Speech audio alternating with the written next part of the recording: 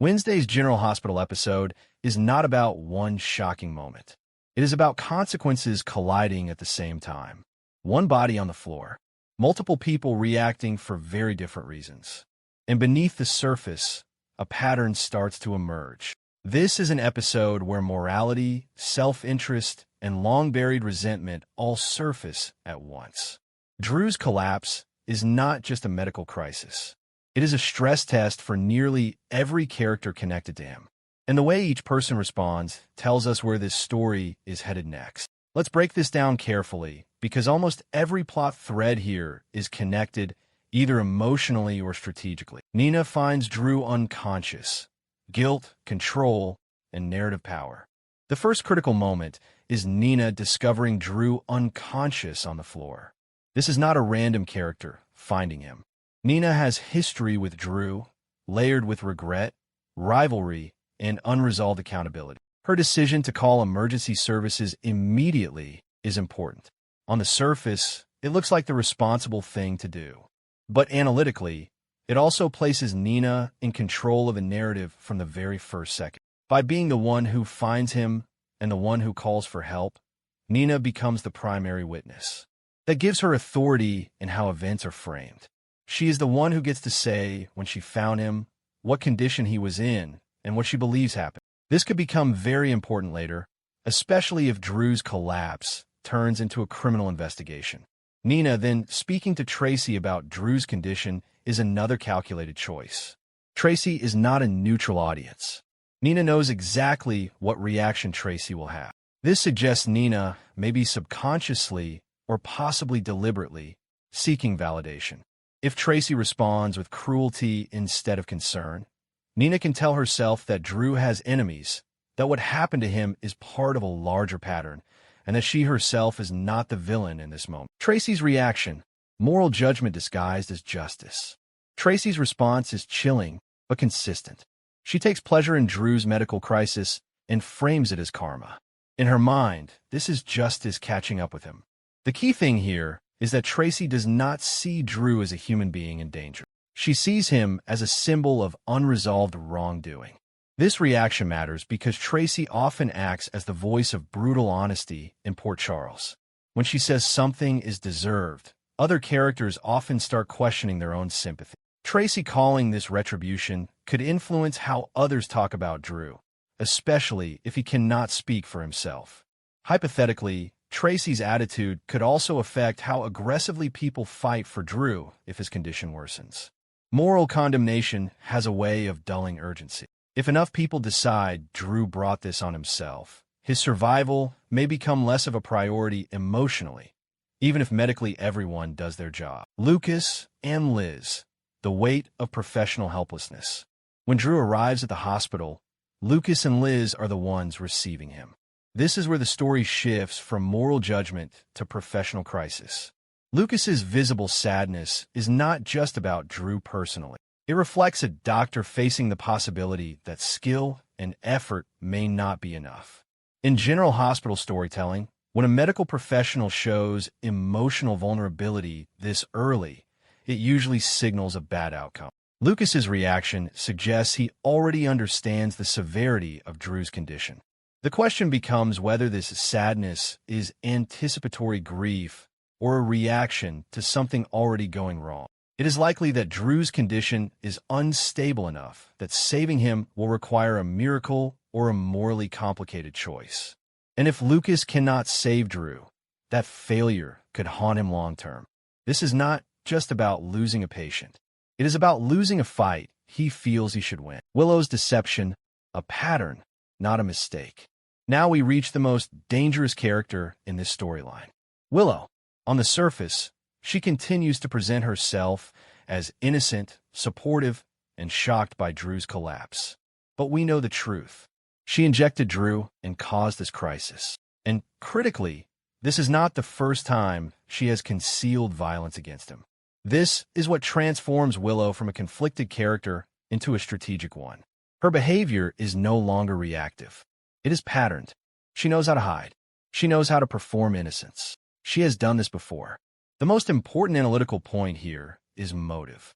Willow is not acting out of impulse anymore. She is acting to protect a constructed version of herself. That makes her far more dangerous than someone acting out of rage.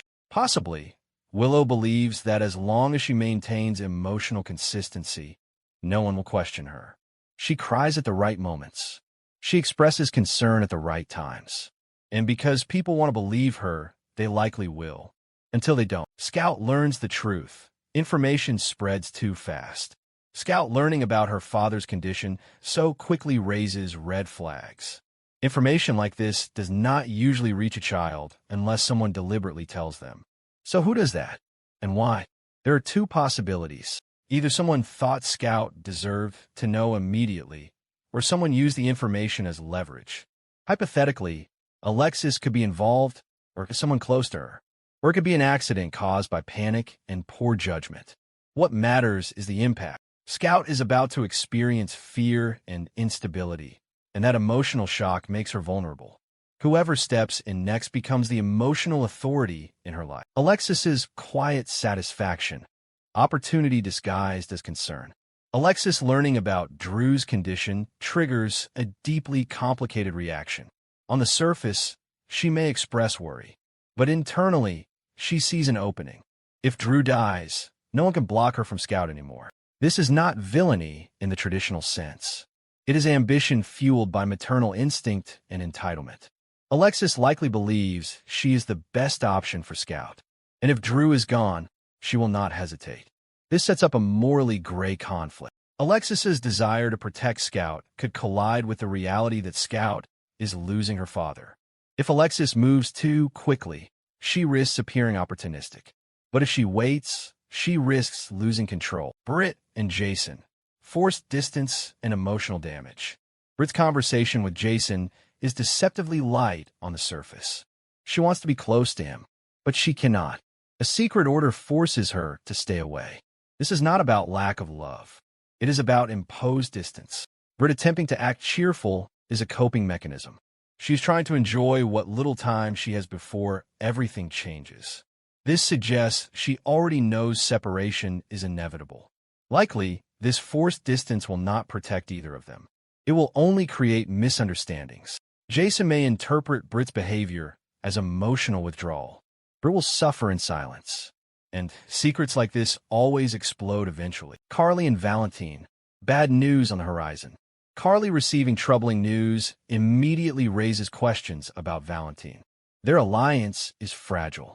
If Valentine is arrested again, that alliance collapses instantly. Carly's anxiety suggests she understands how much she stands to lose. This is not just about Valentine. It is about power, protection, and survival in Port Charles. Possibly, Carly already senses that the balance is shifting, and if the news is as bad as it seems, she may need to make a move fast to protect herself. Chase and Michael. Violence fueled by Willow. The physical confrontation between Chase and Michael is not random. Willow is the emotional trigger. Both men represent different versions of loyalty and betrayal.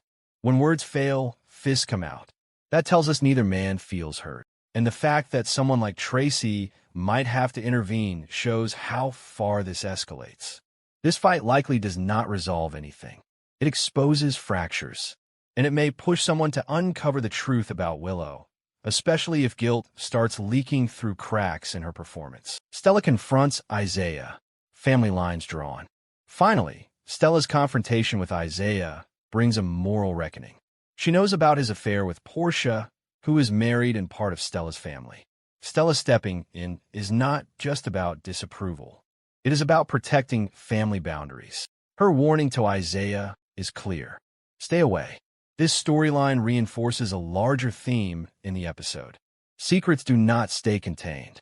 They ripple outward, damaging families and forcing confrontations. Conclusion. One collapse, many consequences. Drew's collapse is the spark, but the fire is everywhere. Nina controls the narrative. Tracy passes judgment. Willow hides in plain sight. Scout becomes vulnerable. Alexis sees opportunity. Britt prepares for loss. Carly fears instability. Chase and Michael self-destruct. And Stella draws a hard line. The question is not just whether Drew survives. The real question is what survives if he does not. My final prediction is this. Even if Drew lives, the truth about Willow will eventually surface. And when it does, it will reframe everything that happened here. Until then, Port Charles is operating on half-truths. And that is the most dangerous state of all.